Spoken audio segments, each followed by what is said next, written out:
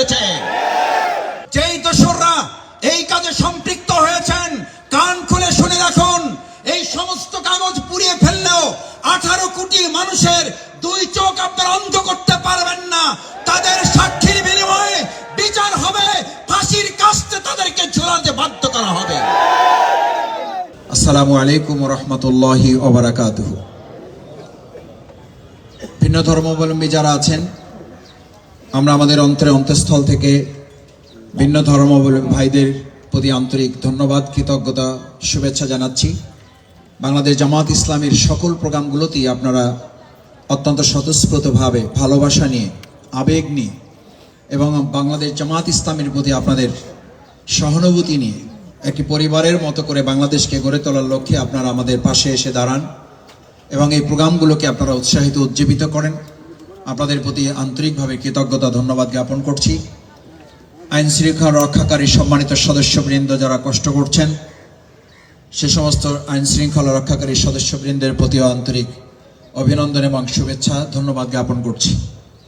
সম্মানিত ভাই এবং বন্ধুগণ, বাংলাদেশ জামাত ইসলামী বাংলাদেশের স্বাধীনতোত্তর এই স্বাধীনতাকে অর্থবহ করার জন্য আমরা শুরু থেকেই বাংলাদেশের জনগণের পাশে দাঁড়িয়ে 4 দফা কর্মসূচির আলোকে আমরা আমাদের কার্যক্রম পরিচালনা করে আসছি।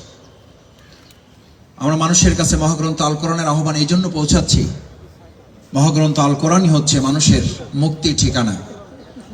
আজকের অন্তর্বর্তীকালীন সরকার যত রোডম্যাপের ঘোষণায় করুক, যত সংস্কারের কথাই বলুক, প্রকৃতপক্ষে আল্লাহ সুবহানাহু ওয়া তাআলা এই পৃথিবীতে মানুষকে পাঠিয়ে এই দুনিয়া কিভাবে পরিচালিত হলে, কোন রোডম্যাপে চললে, কোন সংস্কারের পদ্ধতি অবলম্বন করলে আমাদের মুক্তি হবে, সে কথা তিনি পরিষ্কার ঘোষণা করে জানিয়েছেন, ফা ইম্মা ইয়াতিয়ান্নাকুম মিন্নি হুদান। আমি তোমাদেরকে একটা রোডম্যাপ দিয়ে দিলাম, আমি তোমাদেরকে সংস্কারের একটা পথ এবং পদ্ধতি তোমাদেরকে দিয়ে দিলাম। ফামান তাবিআ, এটাকে যদি তোমরা ফলো করো, এটাকে যদি তোমরা মানো, এটাকে যদি তোমরা নির্দেশ অনুসরণ করো, ফালা খাউফুন আলাইহিম, তাহলে তোমাদের কোনো ভয় নাই, ওয়ালা হুম ইয়াহজানুন, তাহলে তোমাদের উদ্বেগ এবং উৎকণ্ঠার কোনো কারণ নেই। আল্লাহ সুবহানাহু ওয়া তাআলা যেহেতু মহাগ্রন্থ আল কোরআনকে একটা রোডম্যাপ উল্লেখ করেছেন, এটাকে সংস্কারের মূল প্রতিপাদ্য উল্লেখ করেছেন, বাংলাদেশ জামাত ইসলামী সেজন্য মনে করে আমরা কোরআনকে অনুসরণ করি, আমাদেরকে আর কোনো রাষ্ট্রকে অনুসরণ করার প্রয়োজন নাই। আমরা যেহেতু মহাগ্রন্থ আল কোরআনের মাধ্যমে আল্লাহকে ভয় করি, সুতরাং পৃথিবীর আর কোনো বন্দুকের নল এবং রক্ত চক্ষুকে আমাদের ভয় করার প্রয়োজন নাই। আমরা যেহেতু এক আল্লাহ তাআলার দেয়া এই বিধান মহাগ্রন্থ আল কোরআনের দাওয়াত মানুষের কাছে পৌঁছায়, সুতরাং তারা যদি দেশের বাইরে গিয়ে আবার দেশের ভিতরে ঢুকে এসে আমাদেরকে অস্থির করার চেষ্টা করে, সচিবালয়ে 2টা রুম অথবা 2টা ফ্লোর অথবা 2টা জায়গায় মন্ত্রণালয় তারা আগুন ধরিয়ে দিয়ে যদি মনে করে আবার বাংলাদেশে অস্থির করবে, আমরা বলবো আপনারা শুধু বোকার স্বর্গে নেই, আপনারা বোকারও রাজত্ব করছেন। তবে এটা ঠিক, আমি ছাত্র জীবনে আমাদের সম্মানিত বিশ্ববিদ্যালয়ের শিক্ষকদের কাছ থেকে শুনতাম, তারা বলতেন আওয়ামী লীগ এমন একটা দল, এই দল যদি সরকারে থাকে তাহলে জনগণের অবস্থা খারাপ, এই দল যদি বিরোধী দলে থাকে তাহলে জনগণের অবস্থা আরো খারাপ। আর এখন মানুষের কাছে স্লোগান এসেছে, এরা যদি বাংলাদেশে না, বাংলাদেশ থেকে পালিয়ে গিয়ে পৃথিবীর যে প্রান্তে থাকুক, গোটা পৃথিবী তাদের কারণে অস্থির হয়ে যায়। তার প্রমাণ আমরা গত কয়েকদিন আগে পত্রিকায় এখনো দেখছেন, এই দেশ থেকে পালিয়ে গিয়ে পার্শ্ববর্তী তাদের রাষ্ট্রে গিয়ে সেখানে আমাদের মা বোনদের ইজ্জত নষ্ট করে ধর্ষণ মামলায় প্রায় 1 ডজনের বেশি সেখানে চুরি করে তারা গ্রেপ্তার হয়েছে। আওয়ামী লীগের এই সমস্ত সন্ত্রাস এবং ধর্ষণকারীরা বাংলাদেশ থেকে পালিয়ে গিয়ে অন্য একটা রাষ্ট্রের আমাদের মা বোনদের ইজ্জত নষ্ট করে, গরু চুরি করে, ছাগল চুরি করে, কারণ বিগত 15 বছরের অভ্যাস তো এখন তারা চাইলেও ছাড়তে পারতেছে না। সম্মানিত ভাই এবং বন্ধুগণ, মহাগ্রন্থ আল কোরআনের এই বিধানের আলোকেই বাংলাদেশ জামাত ইসলামী মনে করে এদেশের মানুষের ভাগ্যের পরিবর্তন হওয়া সম্ভব, কারণ আল্লাহ সুবহানাহু ওয়া তাআলা পরিষ্কার কোরআনে ঘোষণা করেছেন, ইনিল হুকমু ইল্লা লিল্লাহ। বাংলাদেশ জামাত ইসলামী বলে না আসেন জামাত ইসলামের আইনে দেশ পরিচালনা হোক। বাংলাদেশ জামাত ইসলামী এটা বলে না মাওলানা মওদুদী রাহিমাহুল্লাহ এটা বলেছেন এটার আলোকে পরিচালিত হোক। আজকে আমরা যে ময়দানে বসে কাজ করছি, সম্মেলন করছি, আমাদের অত্যন্ত প্রেরণার এবং মর্যাদার বাংলাদেশ জামাত ইসলামী বাংলাদেশের সম্মানিত সাবেক আমির, বর্ষিয়ান মজলুম জননেতা, যিনি বাংলাদেশে গুরুত্বপূর্ণ অনেকগুলো ভূমিকার মধ্যে ভাষা আন্দোলনের অগ্রণী সেনানী ছিলেন, বাংলাদেশের এই তত্ত্বাবধায়ক কেয়ারটেকার সরকারের যিনি রূপকার ছিলেন, যিনি বাংলাদেশের মানুষের ভাগ্যের পরিবর্তনের জন্য ভূমিকা পালন করেছেন, সেই অধ্যাপক গোলাম আজম রাহিমাহুল্লাহর স্মৃতি বিজড়িত অঞ্চল। তার কথার মাধ্যমে তো আমরা বলি না যে আসেন গোলাম আজম রাহিমাহুল্লাহ এই কথা বলেছেন, তার আলোকে আমাদেরকে পথ চলতে হবে। সম্মানিত ভাই এবং বন্ধুগণ, বাংলাদেশ জামাত ইসলামী সেই দাওয়াত এবং তাবলীগের মাধ্যমে মানুষের কাছে ইসলামের আহ্বান এ কারণে পৌঁছাতে চায়, বাংলাদেশের স্বাধীনতার অর্জনের 53 বছর পর অতিবাহিত হলেও আমরা আমাদের জাতির এবং দেশের মানুষের ভাগ্যের পরিবর্তন করতে পারলাম না কেন? বাংলাদেশ জামাত ইসলামী দেশ স্বাধীনের পরে সেই সময় যে কথা বলেছিল, আজ 53 বছর পর মানুষ সেই কথা বলা শুরু করেছে। আমরা আমাদের বাংলাদেশকে একটি দেশ থেকে স্বাধীন করে আরেকটি দেশের খপ্পরে পড়লাম। সেখান থেকে আজ আমাদের এই তরুণ ছাত্র জনতা এখন সে কারণে স্লোগান দেয়, ঢাকা না দিল্লি, ঢাকা ঢাকা।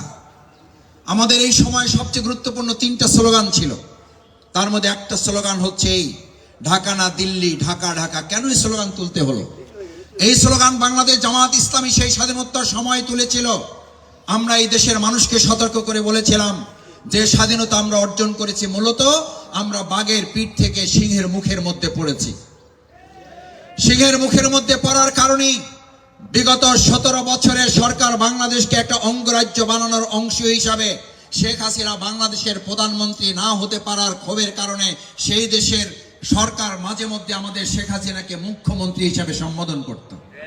কারণ তারা জানতো এই শেখ হাসিনা বাংলাদেশের মানুষের নির্বাচনে নির্বাচিত প্রধানমন্ত্রী নন। তারা জানতেন চাপিয়ে দেওয়া একজন রাষ্ট্রনায়ক হিসেবে আমাদের উপরে তাকে বসিয়ে দেওয়া হয়েছে। সম্মানিত ভাই এবং বন্ধুগণ, বাংলাদেশ জামাত ইসলামী সেজন্য মনে করে আল্লাহর জমিনে আল্লাহর আইনের আলোকে যতক্ষণ পর্যন্ত সমাজ রাষ্ট্র পরিচালিত না হবে ততক্ষণ পর্যন্ত মানুষের প্রকৃত ভাগ্যের পরিবর্তন হবে না। আজ পররাষ্ট্রনীতির দিক থেকে যদি আমরা এই কথাটি ঘোষণা করতে পারি, আলা আলাহুল খালক ওয়াল আমর, সৃষ্টি যার, আইন চলবে তার। আমরা যদি এই কথা ঘোষণা করতে পারি, লা তাখশা ইল্লাল্লাহ, এক আল্লাহ ছাড়া আমরা কাউকে ভয় করি না, এই কথা যতক্ষণ পররাষ্ট্র মন্ত্রণালয় ঘোষণা করতে না পারবে ততক্ষণ আমাদের সীমান্তে আমাদের ভাই বোনদের হত্যা বন্ধ হবে না। যতক্ষণ পর্যন্ত আমরা এই কথা ঘোষণা করতে না পারবো সুদ এবং ঘুষ আল্লাহ হারাম করেছেন, ততক্ষণ পর্যন্ত বাংলাদেশ অর্থনৈতিক সমৃদ্ধি অর্জন করতে পারবে না। আজ একটা কথা ফারহান ফায়েজের শহীদের পিতাকে সামনে রেখে বলতে চাই, শহীদের পিতারা আমাদের কাছে যে আবেদন করছেন, যে আহ্বান জানাচ্ছেন অর্থনৈতিক সমৃদ্ধি অর্জনের একটা বাংলাদেশ, যতক্ষণ পর্যন্ত আমাদের ওই শহীদ সন্তানেরা যে স্লোগান তুলেছিল উই ওয়ান্ট জাস্টিস, আল্লাহর জমিনে আল্লাহর বিধানের আলোকে ন্যায়ের শাসন প্রতিষ্ঠিত করা না যাবে, ততক্ষণ আমাদের এই শহীদের স্বপ্ন বাংলাদেশে পূরণ কেউ করতে পারবেন না। ভাই এবং বন্ধুগণ, অর্থনৈতিক সমৃদ্ধির জন্য তাই কোরআনে বর্ণিত সেই ঘোষণা আমাদেরকে দিতে হবে, ওয়ালা তাবজিরু, তোমরা অর্থনৈতিক ব্যয় থেকে, অপব্যয় থেকে তোমাদেরকে হেফাজত করো। আমরা বিগত দিনে উন্নয়নের নামে কি শুনেছি? আমাদের একটা পদ্মা সেতুতে যে দুর্নীতি করা হয়েছে, এই পদ্মা সেতুর দুর্নীতি টাকা দিয়ে আরো 3টা পদ্মা সেতু বাংলাদেশে তৈরি করা সম্ভব ছিল।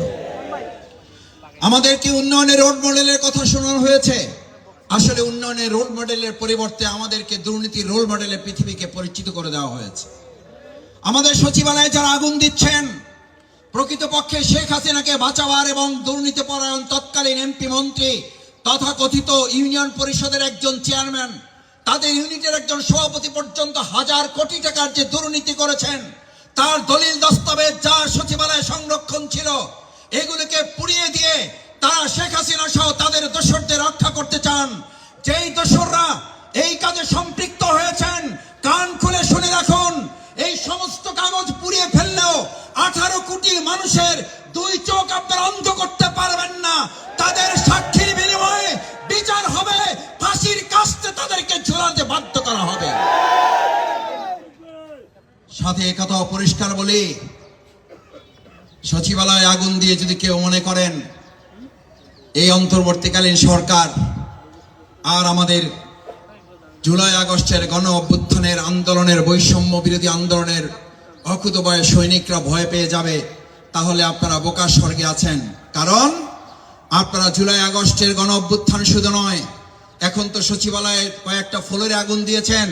বিগত 17 বছর আপনারা পেট্রোল ঢেলে ঢেলে বিভিন্ন বাসগুলোতে আগুন জ্বালিয়ে আমাদের ভাইদের, যাত্রীদের, বোনদের পুড়িয়ে দিয়ে বিরোধী দলের নামে মিথ্যা মামলা সাজিয়ে আমাদেরকে দমন করতে পারেন নাই। আপনারা আমাদেরকে আগুন দিয়ে দমন করতে পারবেন না। আগুন সন্ত্রাসী হিসাবে আপনি টেলিভিশনে বক্তৃতা করতেন, আর এদেশের 18 কোটি মানুষ জানতো ওই আগুন সন্ত্রাসের হোতা ছিল শেখ হাসিনা নিজে। এই আগুন সন্ত্রাসের মদতদাতা ছিল বাংলাদেশের বাইরের একটা গোয়েন্দা সংস্থা। এখনো আমরা দাবি করছি, জনগণ মনে করে সচিবালয়ে আগুন দেওয়ার পিছনে শেখ হাসিনা এবং তথাকথিত ওই গোয়েন্দা সংস্থার হাত রয়েছে। বাংলাদেশ জামাত ইসলামী ইতিমধ্যেই বার্তা দিয়েছে।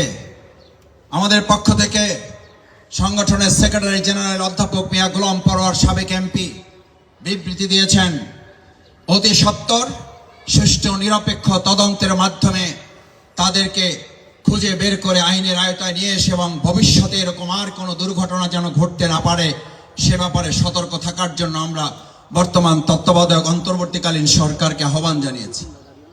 সম্মানিত ভাই এবং বন্ধুগণ, বাংলাদেশ জামাত ইসলামীর আরো গুরুত্বপূর্ণ 3টি কাজের মধ্যে আমরা সংগঠন, ঐক্য, জাতীয় ভিত্তিতে মানুষকে একত্রিত করে আমাদের এই প্রিয় মাতৃভূমি বাংলাদেশকে 2006 সালের 28শে অক্টোবর বিচ্ছিন্ন করে, জাতিকে বিভক্ত করে তারা যেভাবে এই দেশটাকে দখল করতে চেয়েছিল, সেদিন আমরা সীসাডালা প্রাচীরের মতো দাঁড়িয়ে থেকে আমাদের ভাইদেরকে হত্যা করা হয়েছে।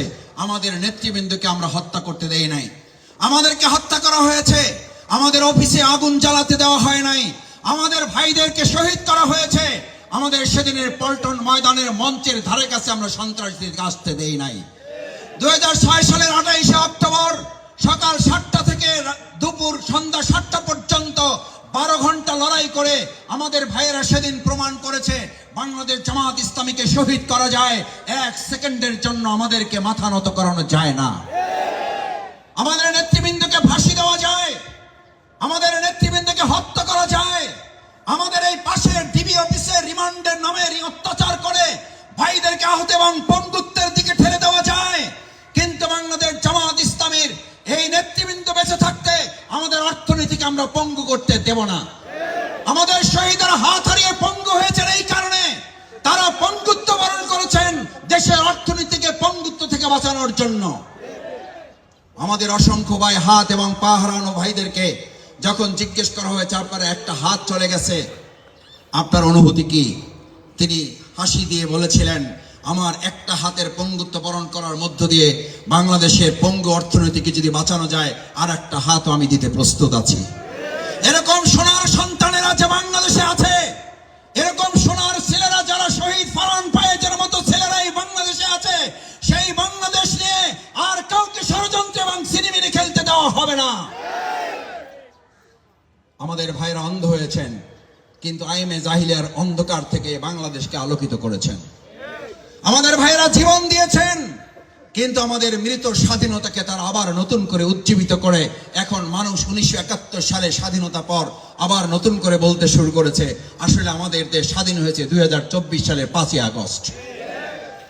আজকে আমাদের শহীদ পরিবারের পক্ষ থেকে যে দাবি উঠেছে, আমরা শুধু বলবো তাদের গেজেট প্রকাশ করেই শেষ নয়, আমাদের প্রত্যেকটি শহীদ পরিবারকে সম্মান এবং মর্যাদার সাথে এই নতুন বাংলাদেশে বসবাস করার ব্যবস্থা তাদেরকে করে দিতে হবে।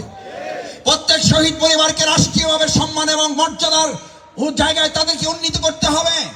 আহত এবং পঙ্গুত্ব প্রত্যেকটি পরিবারকে রাষ্ট্রীয়ভাবে তাদেরকে কোনো একটা আত্মকর্মসংস্থানের ব্যবস্থা করে দিতে হবে। আমরা এই কারণে এই কথা বলছি যে শহীদ এবং আহত পঙ্গুত্ব ভাইদের সামনে রেখে এই সুন্দর বাংলাদেশ বিনির্মাণ হলো, যদি তাদেরকে সম্মান এবং মর্যাদাবান করা না যায়, তাহলে আওয়ামী লীগের মতো আমাদেরকে ওই বিচারের কাঠগড়ায় দাঁড়াতে হবে। কারণ 71 সালের মুক্তিযুদ্ধকে আওয়ামী লীগ তাদের নিজেদের ব্যক্তিগত দলীয় এবং পারিবারিক সম্পদে পরিণত করেছিল। আর বাংলাদেশ জামাত ইসলামী বলছে 2024 সালের জুলাই আগস্টের গণ অভ্যুত্থানের শহীদ জামাত ইসলামী বা কোনো রাজনৈতিক দলের নয়। 2024 সালের জুলাই আগস্টের গণ অভ্যুত্থান কোন একটা দল বা ব্যক্তির সম্পদ নয়। 2024 সালের জুলাই আগস্টের গণ অভ্যুত্থান এদেশের 18 কোটি মানুষের সম্পদের ভাগে সেভাবেই আমাদের কাজে লাগাতে হবে। আওয়ামী লীগ যেভাবে 71 এবং মুক্তিযুদ্ধকে বিতর্কিত করেছে, আওয়ামী লীগ যেভাবে 71 এবং মুক্তিযুদ্ধদের কলঙ্কিত করেছে, আগামী দিনে দেশের মানুষ 2024 সালের নতুন স্বাধীনতা যুদ্ধকে, মুক্তিযুদ্ধকে, নতুন প্রজন্মকে আর আমরা কাউকে বিতর্কিত করতে দেব না। সম্মানিত ভাই এবং বন্ধুগণ, তাই আসুন আমাদের এই সুন্দর মাতৃভূমি বাংলাদেশকে গড়ে তোলার লক্ষ্যে বাংলাদেশ জামাত ইসলামী সৎ লোকের শাসন, আল্লাহর জমিন, আল্লাহর আইন এবং একই সাথে আমরা সংস্কারের মাধ্যমে আমাদের দেশের মানুষকে আজ যদি ভালো জায়গায় নিতে হয় তাহলে শুধু সচিবালয় রক্ষার পাশাপাশি আমাদেরকে মাথায় নিতে হবে যে সমস্ত দোসররা আছে তাদেরকে চিহ্নিত করে গ্রেফতার করার পাশাপাশি সৎ, যোগ্য, দক্ষ, দেশপ্রেমিক অফিসারদেরকে বাংলাদেশ পরিচালনা বিভিন্ন জায়গায় এখনো বঞ্চিত করে রাখা হয়েছে। অতি সত্বর তত্ত্বাবধায়ক সরকার, ইন্টারিম গভর্নমেন্টের কাছে আমরা আহ্বান জানাই, আজকের এই সম্মেলন থেকে উদাত্ত আহ্বান জানাচ্ছি, আমাদের সেই সৎ, যোগ্য, দেশপ্রেমিক সমস্ত নাগরিক যারা অফিসার হিসেবে বিভিন্ন জায়গায় পদবঞ্চিত আছেন তাদেরকে অতি সত্বর আসল জায়গায় বসিয়ে দেশ পরিচালনার জন্য আপনারা সংস্কার কাজ সম্পন্ন করুন। সে তাহলেই আমাদের ষড়যন্ত্রকারীরা বুঝতে পারবে এই বাংলাদেশকে আর কোনোভাবে ক্ষতিগ্রস্ত করা যাবে না। আসুন সেই সুন্দর বাংলাদেশ বিনির্মাণে আমরা প্রত্যেকের জায়গা থেকে ভূমিকা পালন করি, সেই প্রত্যাশা ব্যক্ত করে আমি আমার কথা শেষ করছি। আল্লাহ হাফেজ। বাংলাদেশ জিন্দাবাদ, বাংলাদেশ জামাত ইসলামী জিন্দাবাদ, রমনা থানা জিন্দাবাদ।